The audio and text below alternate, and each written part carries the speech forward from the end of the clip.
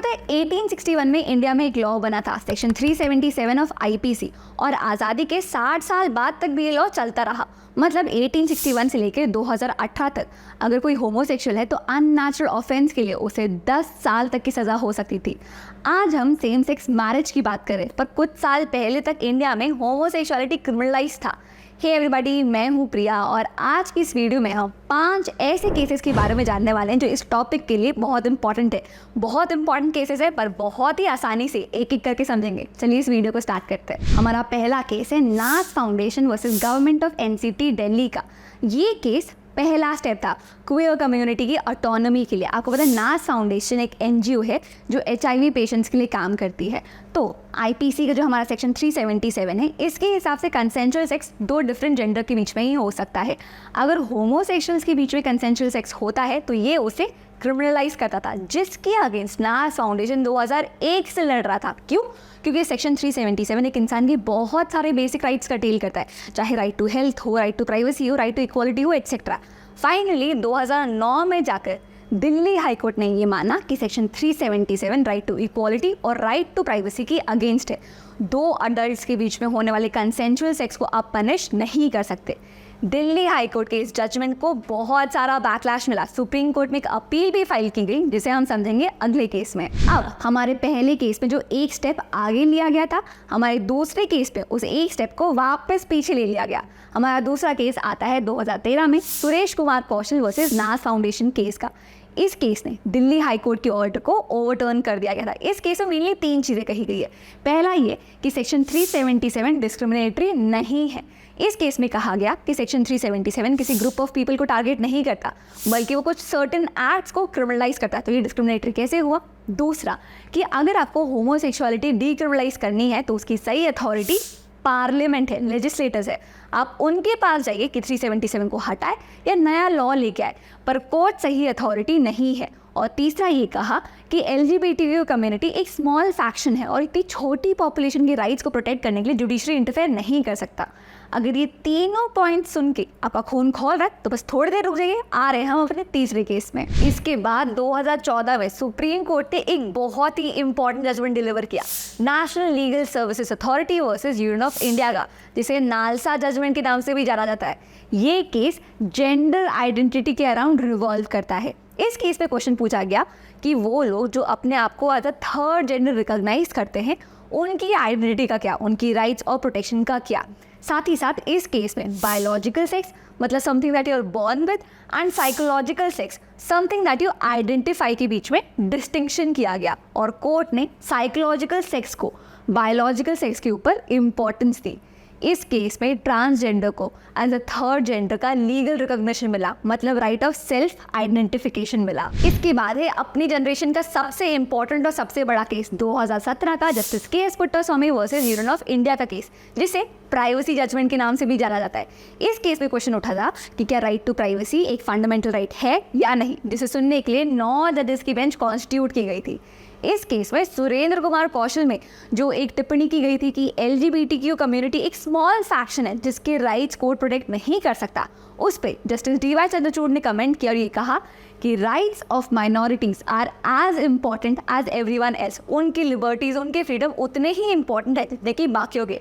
साथ ही में ये कहा कि एलजीबीटी कम्युनिटी को आप हॉस्टाइल ट्रीटमेंट नहीं दे सकते, ये इम्परमिसिबल है। और सबसे इंपॉर्टेंट ये कहा कि right to privacy is a fundamental right और sexual orientation is an essential attribute of right to privacy. मतलब इस केस में ये सेटल हुआ कि राइट टू प्राइवेसी और प्रोटेक्शन ऑफ सेक्शुअल ओरिएंटेशन आपका फंडामेंटल राइट है। इसके बाद है 2018 का Navtej Singh Johar versus union of India का केस।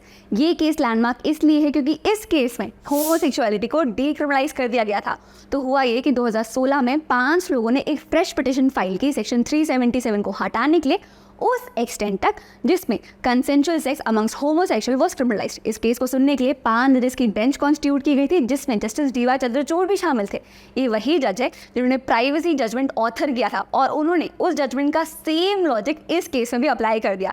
चलिए इस केस के जजमेंट को समझते हैं इंपॉर्टेंट आर्टिकल्स की मदद से। तो सबसे पहले आर्टिकल 14 की मदद लेते हुए और ये आर्ग्यूमेंट कि homosexuality against the order of the nature है, इस पर टिप्पणी करते हुए ये कहा कि दो कंसेंटिंग एडल्ट्स के बीच में होने वाले सेक्स को क्रिमिनलाइज कर दो सिर्फ इसलिए क्योंकि वो होमोसेक्सुअल्स है। इसमें ना ही कोई इंटेलिजिबल डिफरेंशिया है, ना ही कोई रैशनल एक्सेस। ऐसे ट्रेडिशनल नॉर्म्स जो मोरालिटी जैसे सब्जेक्टिव या एम्बिगुअस टर्म्स पर बेस्ड है, इन्हें हमें गिव अवे कर देना चाहिए। इसके बाद आर्टिकल 15 जो discrimination on the ground of sex को प्रोहिबिट करता है, इसने जो सेक्स वर्ड इसमें बायोलॉजिकल सेक्स और सेक्सुअल ओरिएंटेशन दोनों ही इंक्लूडेड है। और ये अप्रोच आई कहाँ से? दिल्ली हाई कोर्ट के नाज फाउंडेशन केस में। इस केस में कहा गया कि ये जो अप्रोच है ना, यही सही अप्रोच है और यही हमारी इम्प्रूव्ड अंडरस्टैंडिंग रिफ्लेक्ट करती है।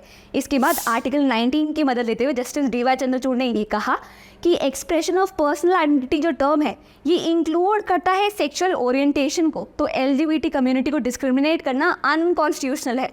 फाइनली आर्टिकल 21 जो right to life and liberty की बात करता है, इसमें प्राइवेसी, डिग्निटी, ऑटोनॉमी सब कुछ शामिल है। तो अगर सेक्शन 377 कोई भी रिस्ट्रिक्शन इम्पोज करता है तो 14, 15, 19 और 21 सबके वॉयलेटिव है। तो देखिए, नाज फाउंडेशन केस आया था 2009 में और ये जजमेंट आया 2018 में। और इस जजमेंट में यही कहा गया कि किसी भी इंसान को जेंडर आइडेंटिटी या सेक्सुअल ओरिएंटेशन के बेसिस पे डिस्क्रिमिनेट करना कॉन्स्टिट्यूशन के आर्टिकल 14, 15, 19 और 21 के वॉयलेटिव है। और ये कहते हुए इस केस में सेक्शन 377 को क्वेयर कम्युनिटी के ऊपर से हटा दिया गया।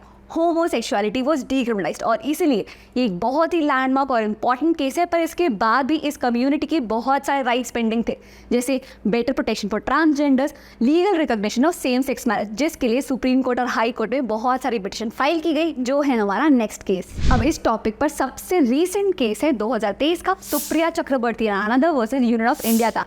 इस केस में 5 जजेस की बेंच बैठी क्योंकि सब्सटैंशियल लीगल क्वेश्चन उठे थे कॉन्स्टिट्यूशन के इंटरप्रिटेशन को लेकर, जैसे Hindu personal laws, special marriage act, foreign marriage act, ये सब चैलेंज हुए थे। पर पार्टीज और जजेस ने अग्री किया कि इस केस को स्पेशल मैरिज एक्ट तक ही सुना जाएगा ताकि पर्सनल लॉ से कन्फ्लिक्ट ना हो। अब सेम सेक्स कपल्स के लिए स्पेशल मैरिज एक्ट क्या बोलता है? तो ये लॉ मैरिज को सिर्फ हेटेरोसेक्सुअल मैन और वुमेन के बीच का यूनियन बताता है, जिससे काफी सारे बेनिफिट्स जैसे अडॉप्शन, सरोगेसी, एम्प्लॉयमेंट बेनिफिट्स उन्हें नहीं मिल पाते।